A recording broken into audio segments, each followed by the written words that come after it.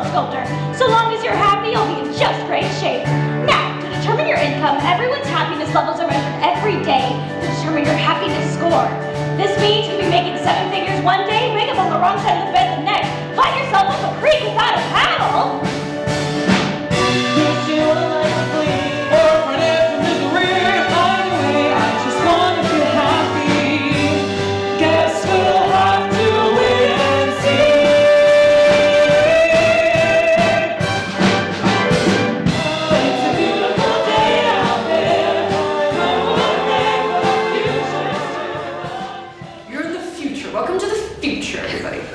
You're the future. You don't have a job, you don't have a GPA. What you have is your happiness score, and that determines where your standing is in life. We start with a bunch of sad, very sad characters. In the beginning, it's Dr. Lunari and her daughter, June. She's very closed off to her daughter, and her daughter just wants attention because that's what children want from their parents. And then we flash forward to now June is in high school. And then within the boarding school, 13 years later, we see 2 guys, best friends, Alex and Noah, who are getting their happiness reports and they're just really sad. If they get out of school and their happiness score is low, their life will be miserable. That's not what they want. That kind of stirs them to be like, oh, we need to find some way to crack the system. We need a happiness formula. And how do you do that? How do you get the happiness formula? You need to go find Dr. Lunari. And then they find Dr. Lunari and yeah. There's a lot of confrontation. Mm-hmm. And cowboys. It's a sort of futuristic Wizard of Oz where they go to the Emerald City, but in this case it's Dr. Lunari's lab to try to figure out how can they game the system so that they get what they want. It's a beautiful day out there. We are playing these harmony. It's a beautiful day out there. Sing our song, happiness in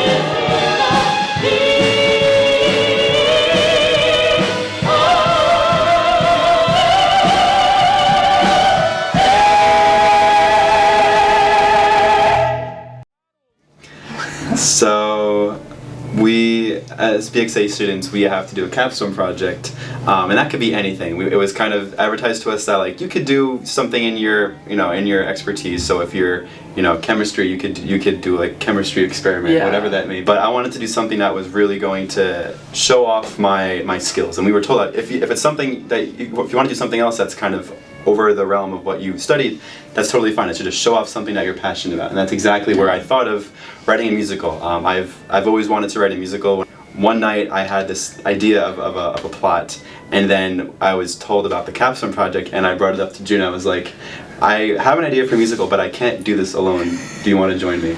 And I really like being able to make music and try and put the music on paper, and I thought this would be a really fun opportunity to do that. And then you had this whole plot general idea, and then we sort of just I feel like we went back and forth a lot of just oh, here we can Because I remember to kind of go into it more. I remember I was lying awake one night and I was like, what if there was a story? Sometimes I just think of random ideas, and I was like, what if there was a world where your income was your happiness? And I was like, that's so silly, that doesn't make any sense. So then I started to think more about it, because it was kind of interesting to me still nonetheless. And then that night we talked about it, and I was like, okay, this is the world I want our musical to take place in, help me flesh it out. And that's when you were you're really good at picking the little plot holes that I wasn't finding. Yeah, I remember we talked a lot about because I feel because originally I feel you wanted it to be about the world, but I feel as we talked more and more about it, we just ended up instead just coming up with these characters that were existing in the world, and it sort of just shifted into more about how are these the story of the characters as opposed to the story of the world, and the world was just a setting. But it's more so based about the characters and how they perceive this world. Yeah, because ultimately every story is just about people, right? Yeah, exactly. So first thing we did was we kind of did a analysis of our characters. So what would their main themes be? I was very trying to be very thematic and very focused on their themes. And this is probably when we came up with the What If song, or I Want songs. So too. I Want songs. Yeah. So Will, his dilemma is, logic versus emotion, right? That's the biggest thing. The trolley problem that he faces, and with June and whatnot. And then Dr. Lunari, it's like, what would you say Dr. Lunari's battle is? It's like, she feels alone. Yeah. And she wants to find someone like her. Exactly. Kind of. Yeah, exactly.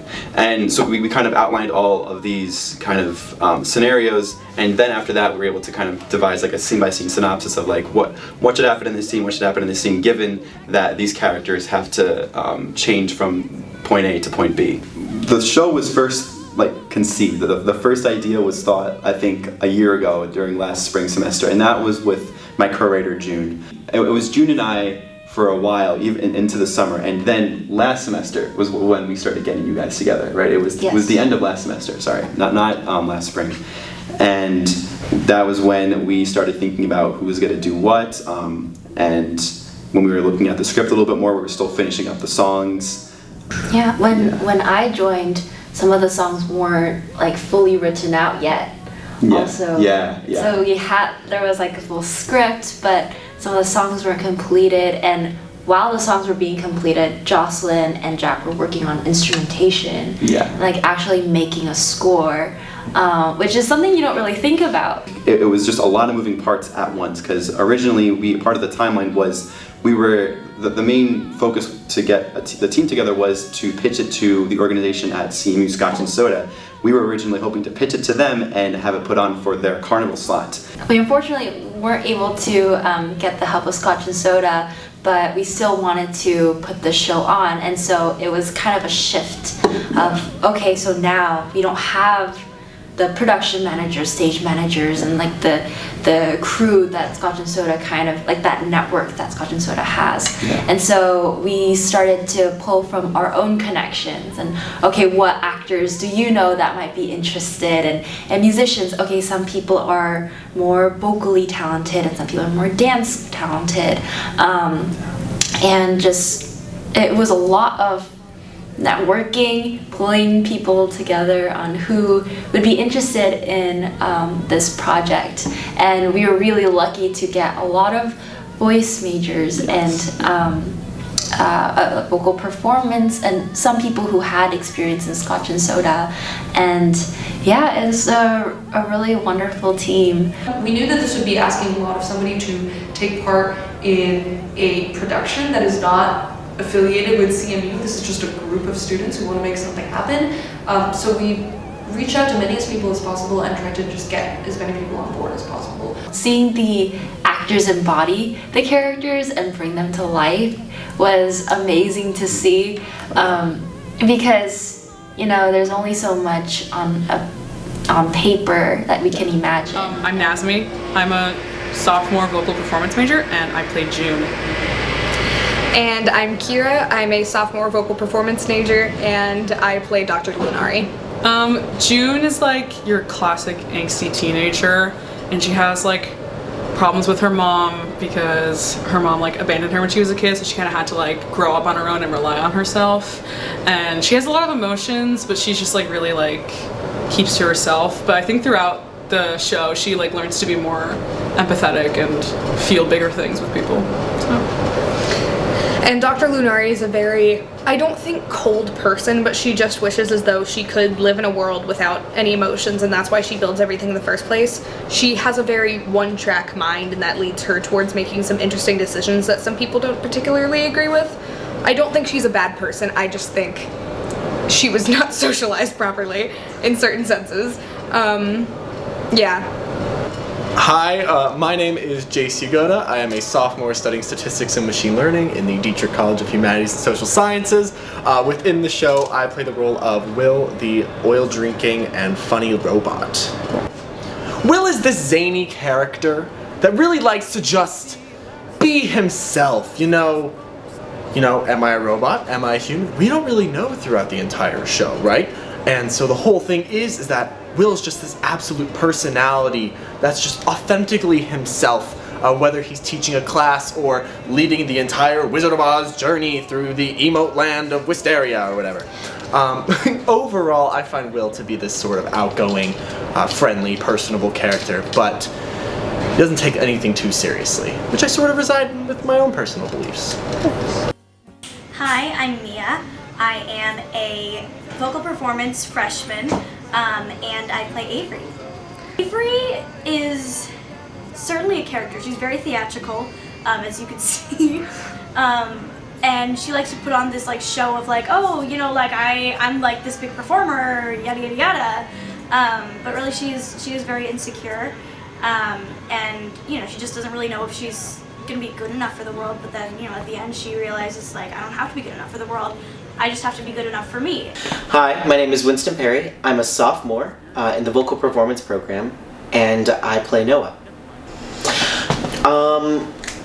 Noah's this silly, quirky guy, I guess, who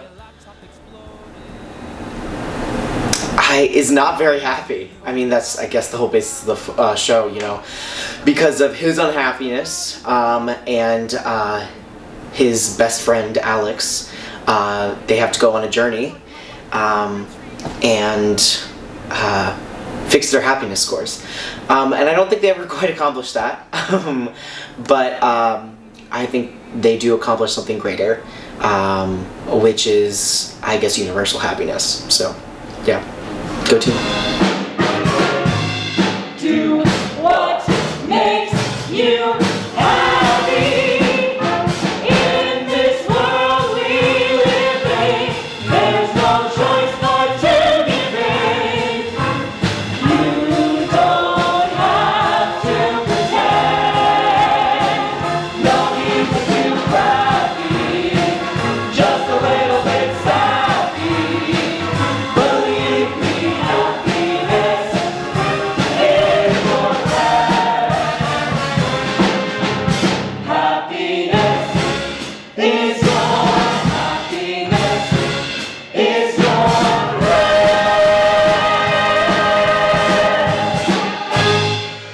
I don't think I have any words, right? It's like, it's been like probably one of the best experiences of my life so far. Like I feel like I've never done anything of this caliber before, and like it's really something that brought so many people together to make something like so special to me, and I hope so special to everyone else. And like it's been an honor working with Adim and all the creative team and all the cast and all the pit, just like so many different people, with all the videographer team. I cannot forget about you guys. Like everyone has so many different disciplines, and I think college is the best time to do stuff like this. You have so many different majors, so many different skill sets. Like it felt wrong not to do something that I'm passionate about in this, to not do it here with all these people, right? You know, especially during Tech Week, it showed people cared about this so much, and it wasn't much of a burden. I think people really enjoyed it, and it was really hard for me to see that. Just like, this isn't just something that I want to do, it's what everyone else wants to do too. Being a part of every single component, I've learned so much of what a production is, not just about, you know, the inner workings of writing it, but also just actually bringing it to life. I feel like I've learned so much from this team. It's been an honor.